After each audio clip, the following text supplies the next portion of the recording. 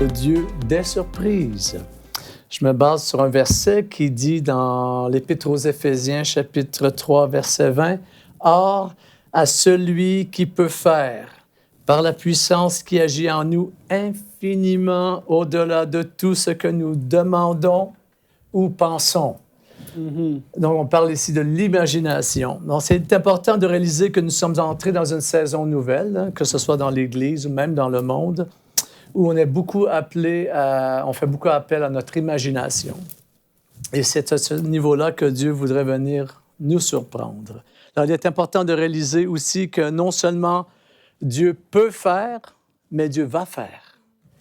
Et j'ai écrit quelque chose ici. Quand nous prions, nous l'invitons à venir nous surprendre, non seulement par sa manière infiniment variée, mais par le résultat. Okay? Et moi, justement, Franck, tout à l'heure, me citait entre nous. Il dit, parce que j'ai dit ici, notre prière, c'est l'allumette que nous lançons dans un étang de pétrole. Que Dieu fera exploser avec toutes les conséquences que cela implique. J'ai 4 garçons, on a 4 garçons, alors ça explose. Donc, parce que, OK, on a basé beaucoup de notre foi sur la parole de Dieu, c'est nécessaire, mais notre foi doit être aussi basée sur l'expérience. Notre expérience avec Dieu, notre expérience du Dieu qui répond à nos prières et qui, du fait qu'il répond à nos prières, bien, nous amène à avoir une foi encore plus grande pour demander des choses encore plus grandes à Dieu. Alors moi, ce que je réalisais, parce qu'on voyage beaucoup, donc on tourne beaucoup, je fais des tournées à 8 à 10 mois par année et en moyenne, à tous les 2 jours dans mes tournées, je suis ailleurs. Donc, je vois beaucoup d'églises, beaucoup de gens et je me suis aperçu que les gens, ils ont besoin d'avoir une expérience nouvelle avec Dieu, d'expérimenter un Dieu dans des miracles nouveaux, dans des miracles dont on aura très peu entendu parler jusqu'à présent, des miracles qui sont, qu'on pourrait dire, des miracles nouveaux, des choses nouvelles qui vont établir un record après qu'il faudra dépasser. Amen. Et parce que non, c'est vrai, parce que oui, Dieu est un Dieu de choses nouvelles. Sinon, c'est comme si par exemple, il y aurait 100 exemples de miracles dans la Bible, Dieu fait que 100 miracles. Non, Dieu est un Dieu infiniment varié. Et Jésus fit encore beaucoup d'autres choses qu'on n'a même pas lues dans les évangiles, parce qu'il aurait fallu 50 évangiles pour nous les décrire. Donc, c'est un peu ça aussi que je voudrais que j'ai remarqué, que les chrétiens, souvent, ils n'ont plus rien de nouveau à offrir au monde, à point de vue du témoignage de la puissance de Dieu dans leur vie. Et c'est nécessaire de laisser Dieu venir dans les parties les plus profondes de notre vie, les plus variées de notre vie, les plus compliquées de notre vie, dans les situations les plus impossibles de notre vie, faire des miracles. À ce moment-là, ça l'envoie à l'extérieur un témoignage que Dieu peut tout faire. OK? J'essaie de suivre un peu mon carton aussi, là.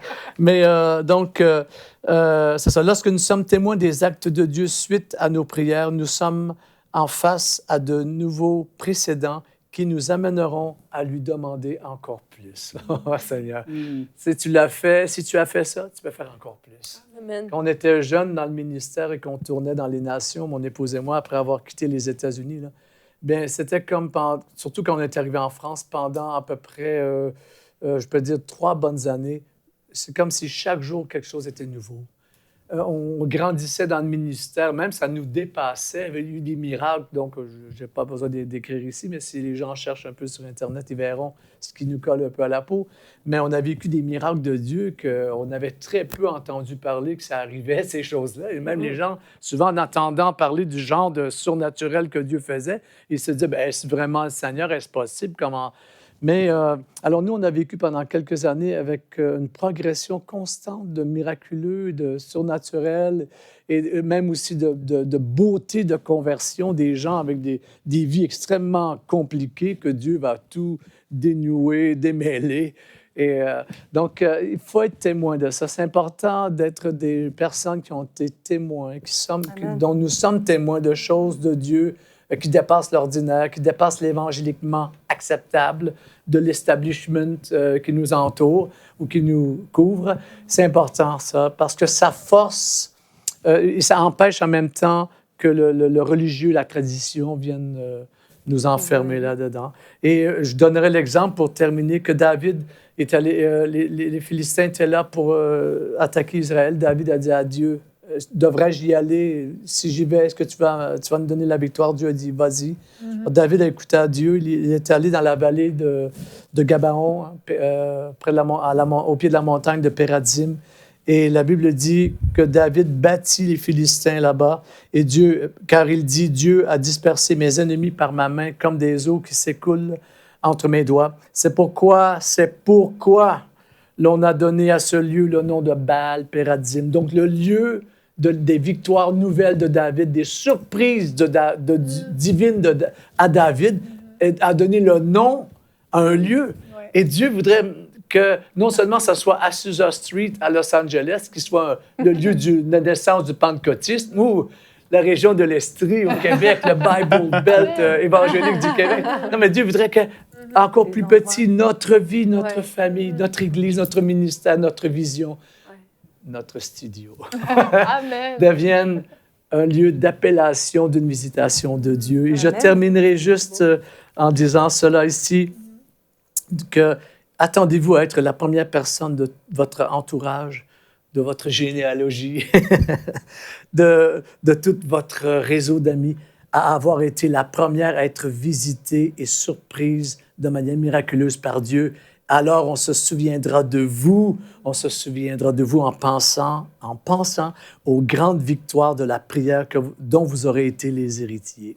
Amen. Et ce fut, j'ai une minute de plus, mais et ce fut cette victoire de David que Ésaïe, des centaines d'années plus tard, reprit dans Ésaïe 28, verset 21, et dit à son peuple, il lancera, il dit non seulement à son peuple, il dit même aux moqueurs du peuple de Dieu, il dit, il lancera comme à Péradim, en faisant référence à la grande victoire de David face aux Philistins, où les Philistins avaient eu la frousse de leur vie, la peur de leur vie. Retrouvez la suite de ce programme dans l'émission Bonjour chez vous sur EMCI TV.